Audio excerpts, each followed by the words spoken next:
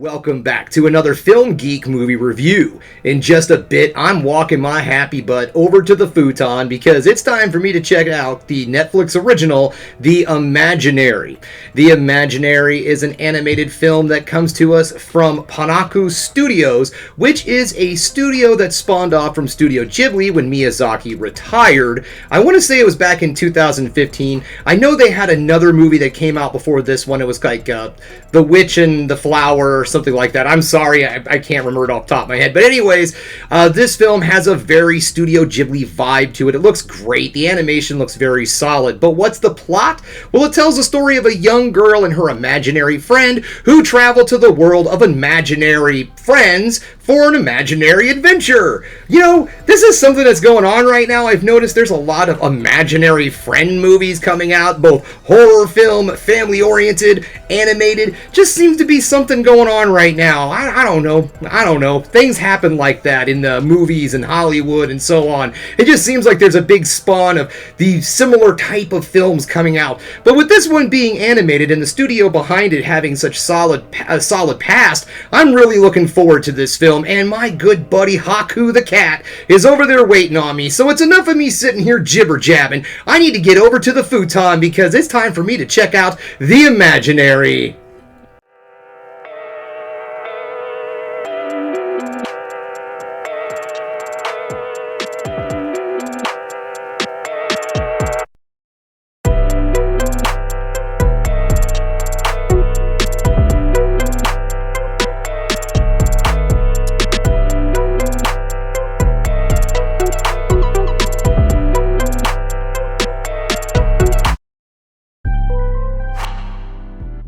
Just getting done checking out The Imaginary, and guys, this film was great. I really enjoyed this movie from beginning to end. So let's get this started, shall we? We're going to get things started with the negatives to move into the positives to end the video on the ever so important high note.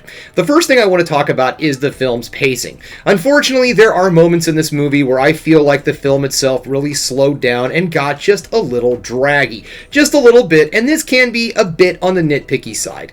The movie clocks in at just under 2 hours. And in all honesty, when it comes to making a movie that's family friendly for the kiddos and the family and all that, that might be a little long for some younger viewers, might not hold their attention too awful well, but who am I to judge, right? The film itself was very good, and as I said, this is totally a nitpicky type of thing. Also, I would like to make viewers aware of something, and this is not a negative by any means, but this film does deal with some pretty heavy subject matter. There are some moments that they talk about life and death and things of that sort, so if you're somebody who hasn't really had that conversation with your kiddos and all, there might be some interesting conversations that come up when you're done watching this film. So let's move into the positives, shall we? Right out the gate, let's talk about the animation of this film, and the animation is gorgeous. Now, we're in a world right now where CGI animation reigns supreme, and I have no issues with that, to be perfectly honest. I think CGI animation is perfectly good if done right, with good character models, so on and so forth. But right now, we're in kind of a renaissance of the CGI animation. Movies like The Spider-Verse, or even Puss in Boots, and there was another one that came out from DreamWorks called The Bad Guys. Films like that are kind of pushing the boundaries of CGI animation. It's always great to be able to go back and look at a good old-fashioned 2D hand-drawn animated film. And this movie has some tricks up its sleeve that I absolutely love. I actually had to look up to see if this movie was 100% hand-drawn, which there are some moments I feel like they probably used a little bit of CGI animation to get some things across, but all in all, this movie was digitally but hand-drawn, and it's gorgeous.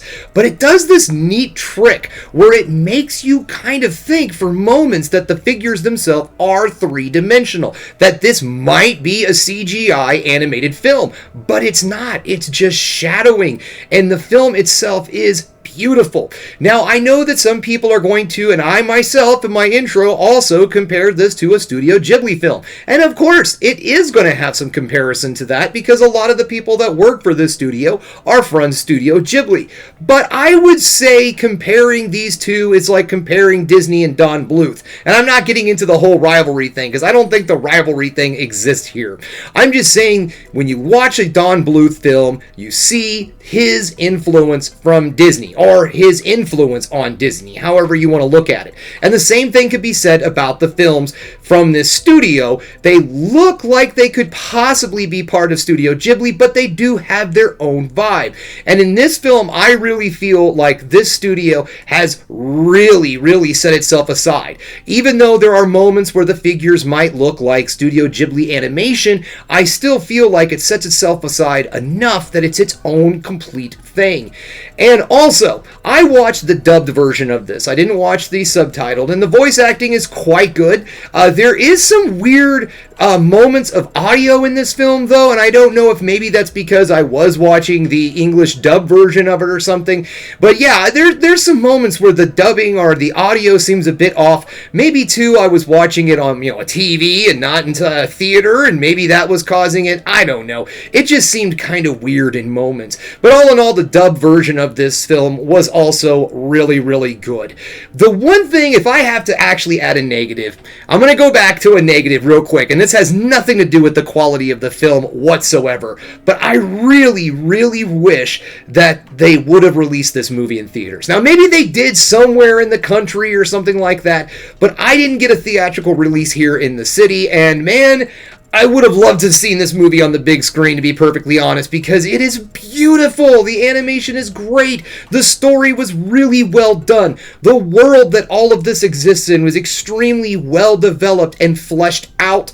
The world of the imaginary people, the world of the real people, everything had its own really unique look to it and style, and I really enjoyed this film. So yeah, guys, this is on Netflix. If you're a Netflix subscriber and you have the ability to watch this movie, I say turn the damn thing on right now because it is just a hell of a film and you should watch it. If you are not a subscriber to Netflix, honestly, this is a film. This is a movie that you should get the service for to watch. Hey, I don't know, maybe get the free month or something. But in all honesty, if you're a fan of animation, anime, or movies like this, fantasy films and whatnot, this is a definite watch, and you will enjoy it. So at least give Netflix a shot if you are not a subscriber. And speaking of subscribers, thanks again for checking out the Film Geek. If you liked what you saw here today, go ahead and subscribe to the channel, ring that bell for notifications, and give me the old thumbs up so I know you like what you're seeing.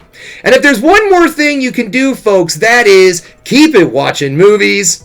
You know I'm gonna.